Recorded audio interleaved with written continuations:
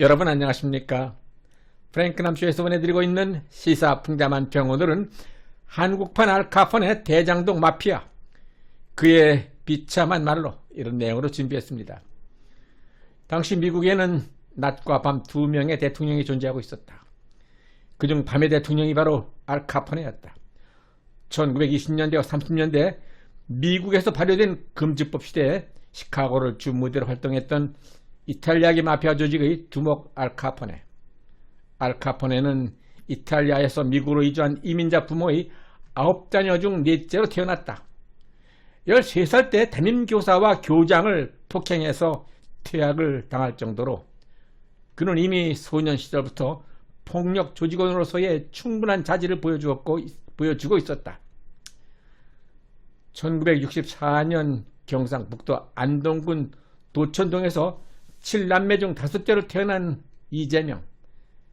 그의 초등학교 생활기록부에는 고집이 세고 성적은 미미한 편이었으며 학교가 집에서 5km 정도 되는 거리에 떨어져 있어서 비가 많이 오면은 징검다리가 넘친다고, 눈이 많이 오면은 미끄럽고 춥다고, 여름이면은 덥다고 학교를 잘 안 나갔다고 기록되어 있어서 이미 어린 시절부터 자신의 성깔대로 행동하는 찌째명의 자질을 보여주고 있었다.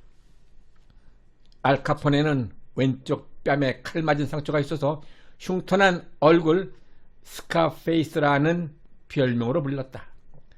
학교에서 퇴학당한 카포네는 중견 마피아 집단의 부하로 들어가게 되었다. 소년갱을 시작으로 주먹에 접착제를 바른 후 그곳에 유리 조각을 붙여서 상대의 턱을 가격하는 악랄함으로 갱단에서 인정을 받기 시작한다. 이재명은 초등학교 졸업과 동시에 가족과 함께 경기도 성남시로 이주했으며 중학교 대신 간의 숭업 공장에서 취직했다가 동마 고무라는 곳으로 이직, 그곳에서 손가락을 다치는 첫 번째 산업재해를 당했다고 하며 소년공 이재명은 다시 다음 직장인 대양실업에서 일하다 프레스에 손목이 눌려서 관절이 으스러지는 두 번째 산업재해를 당했다고 주장하고 있다. 그러나 그것이 정말 산업재해인지 불량 소년들과 어울려 다니며 싸움질하다가 다친 것인지는 증거가 불확실해서 확인할 길이 없다고 한다. 이러한 이재명의 소년공 시절에 대해서 가로세로 연구소에 출연했던 김용호 부장과 강용석 변호사는 이재명의 소년공 시절은 청소년들이 범죄를 짓고 들어가는 소년원일 가능성이 높다고 했으며 그 같은 방송 내용이 진위 문제로 법정 고소 공방이 있기도 했다. 시카고의 갱단의 거물 자니 토리오가 알카포네를 행동대장으로 포섭하면서 이때부터 주로 매춘, 도박 등 어둠의 사업에 주력을 하게 된다. 때마침 미국에서 금지법 시행과 함께 시카고가 주류 밀매의 최대 근거지를 떠오르면서 마피아의 세계에선 시카고가 뉴욕 못지않은 위상을 갖게 된다. 1925년 아일랜드 갱단과 벌린 전쟁에서 총에 맞은 자니 토리오는 범죄 조직을 카포네에게 물려주게 되었고 이때부터 알카포네의 시대가 열리게 되었다.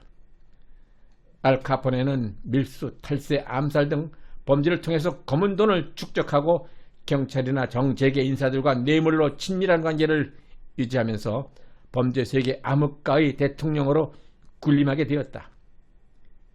이재명의 아들 이동호는 상습 도박과 성매매 처벌법 위반 등의 혐의로 수사를 받고 있는 중이며 이재명은 대장동 게이트, 성남FC, 쌍방울, 백현동, 위례 신도시 선거법 위반 등 10여 가지가 넘는 검찰 수사에 칼날을 피할 길이 없는 상태인데 그의 최측근인 김용과 정진상마저 구속되어서 수사를 받고 있는 중이라서 이재명에 대한 소환이 임박했음을 알려주고 있다.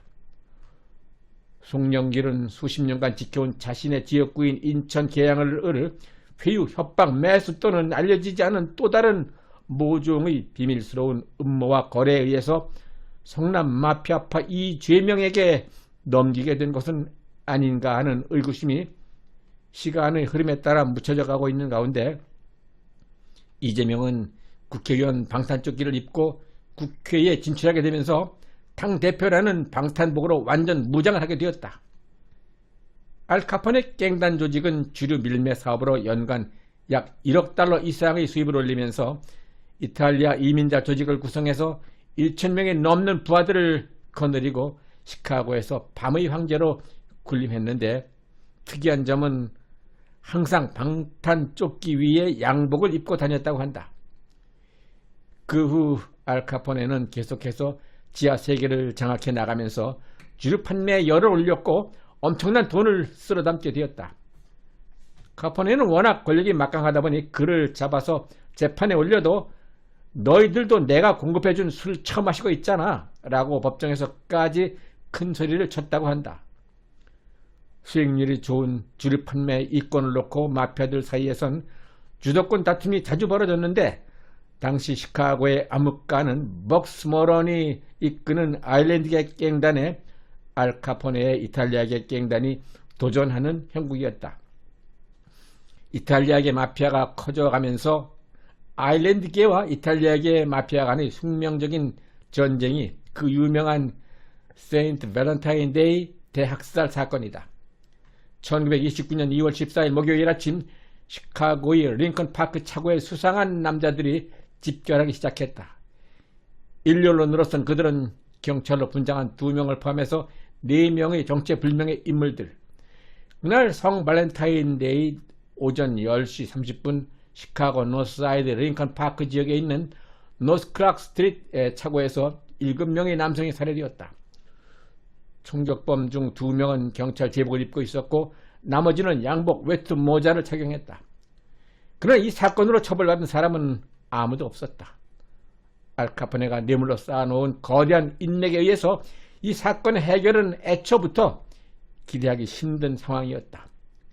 당시 경찰과 검찰은 물론 빅빌로 불리던 윌리엄 톰슨 시카고 시장마저도 알카포네의 영향력의 하에 있었다고 할 정도였으니 어쩌면 당연한 결과였을 것이다.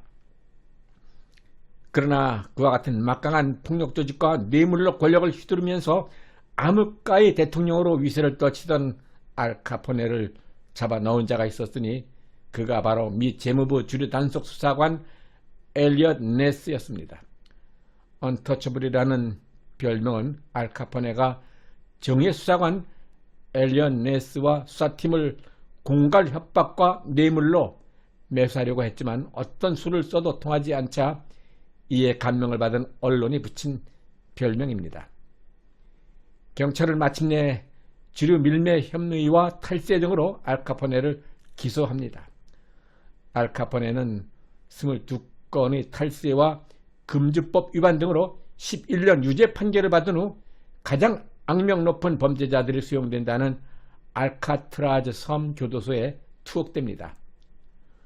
교도소 투옥 직전 그는 당시 치료가 불가능했던 성인 괴질에 걸려 있었고 오랜 수감 기간 동안 그의 정신은 상당히 붕괴되었는데, 알카포네는 마피아 보스라는 특혜를 받기는커녕 오히려 죄수들에게 무시당하기까지 했다고 합니다.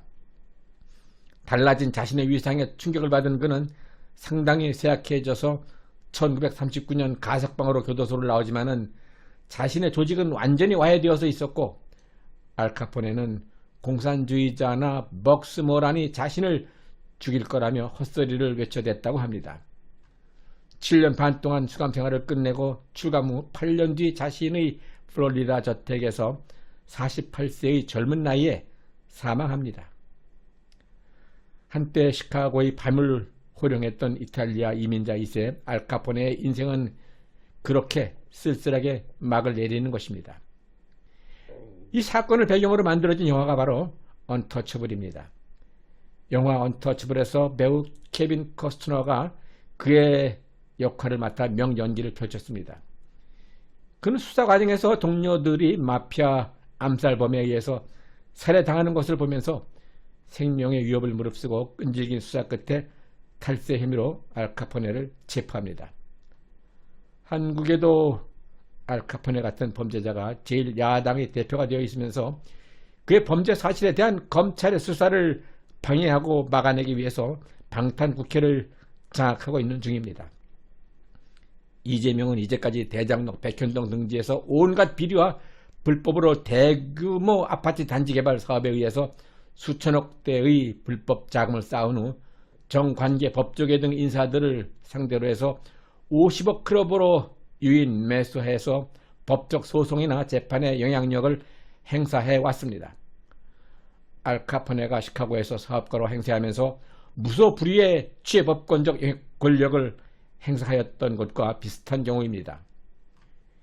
영화 아수라가 이재명의 스토리와 비슷해서 실제 모델이 아니냐는 의혹이 있는 것은 부정할 수 없는 사실입니다.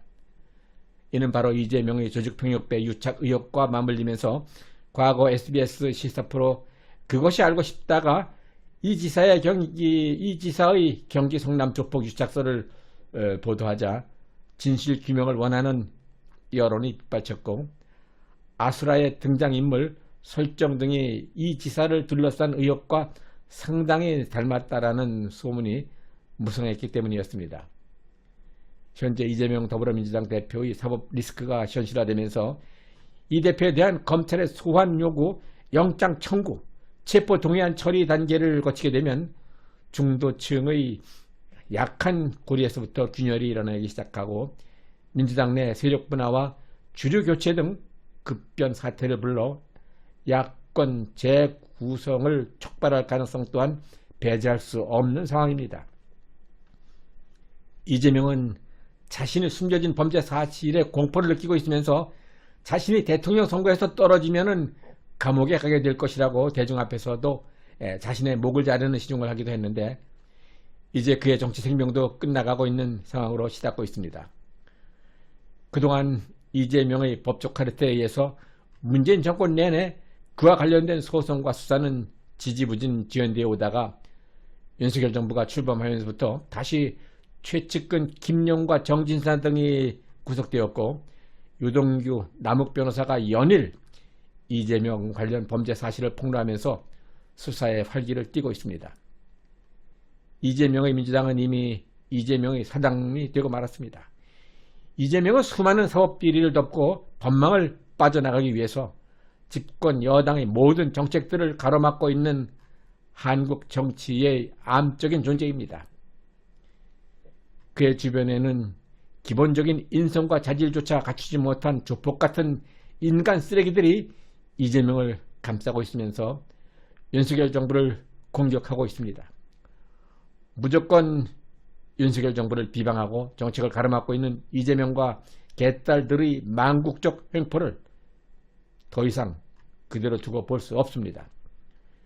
지금은 윤석열 정부의 안정적인 국정 운영을 위해서 전 국민적으로 좌파 척결 운동이 필요한 때입니다. 불법 선동과 여론 조작, 불법 노조, 부정선거를 뿌리 뽑아야 합니다. 여러분들의 구독 신청과 좋아요 그리고 의견 참여 댓글은 제 후속 영상 제작에 큰 힘이 될 수 있습니다. 끝까지 시청해 주신 여러분 대단히 감사합니다.